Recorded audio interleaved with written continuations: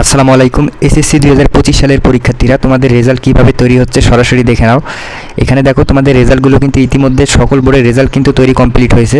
এখন তোমাদের রেজাল্টটা কিন্তু সরাসরি কম্পিউটারে তোমাদের রেজাল্টটা সেভ করা আছে। তো এখন প্রত্যেকটা শিক্ষা বোর্ডের কিন্তু রেজাল্ট কিন্তু তৈরি কিন্তু কমপ্লিট হয়েছে। এখন তোমাদের কিভাবে পাস করানো হয়েছে এবং তোমাদের পাসের হারটা কত পার্সেন্ট আমি এটা জানিয়ে দিতেছি সরাসরি।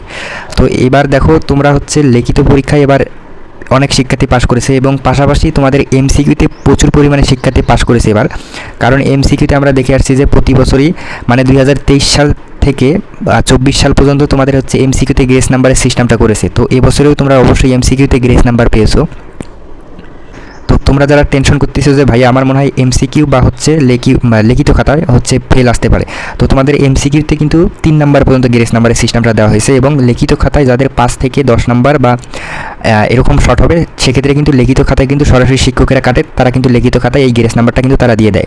তো এমসিকিউ এর বিষয়টা সরাসরি মেশিনের মাধ্যমে দেখা হয়। তো এক্ষেত্রে যখন শিক্ষা বোর্ডের অফিসার বা শিক্ষা বোর্ডের কর্মকর্তা তারা যখন রেজাল্টটা তৈরি করে তারা কিন্তু প্রথমে এমসিকিউটা কেটে রেখে দেয়। তো তারা যখন দুইটা রেজাল্ট একত্রিত করার সময় দেখবে যে 1 বা 3 নাম্বার যাদের এমসিকিউতে শর্ট হয়েছে সেক্ষেত্রে কিন্তু সরাসরি এটা কিন্তু তোমাদের গ্রেস নাম্বার দিয়ে সকলকে পাস করানো হয়েছে।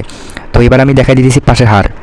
তো দেখো প্রতি বছরই কিন্তু এভাবে পাশের হারটা কিন্তু সকল বোর্ডেই কিন্তু পাবলিশ করে থাকে। দেখো এই বছরে দেখো তোমাদের পাশের হারটা আমি জানিয়ে দিতেছি। দেখো এখানে আমি একটা শিট দেখাই দিতেছি। এই শিট অনুযায়ী তোমাদের 1 বা 2% কম বেশি হতে পারে, ইনশাল্লাহ এভাবেই তোমাদের কিন্তু পাশের হারটা নির্ণয় করা হয়েছে। এটা সরাসরি কিন্তু শিক্ষা বোর্ডের যে ওয়েবসাইট আছে সেখানে কিন্তু পাবলিশ করেছে। দেখো এটা হচ্ছে পাশের হার।